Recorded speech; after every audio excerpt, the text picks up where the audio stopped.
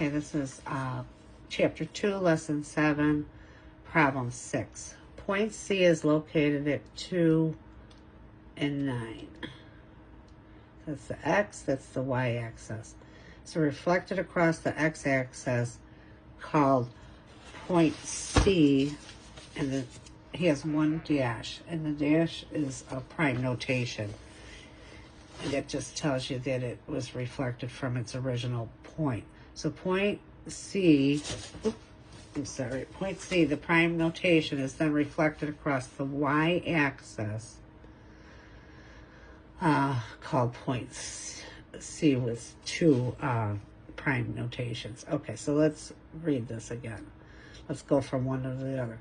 Is reflected across the x-axis called point C with the prime notation. So when a point is reflected across the x-axis, the x-coordinate remains the same. So let's rewrite the 2. And the y changes sign. Okay? So now, point C with prime notation is then reflected across the y-axis.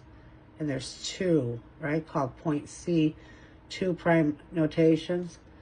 So now the -9 stays the same, the y, and the x changes sign. So your answer would be, where is it? A, sorry.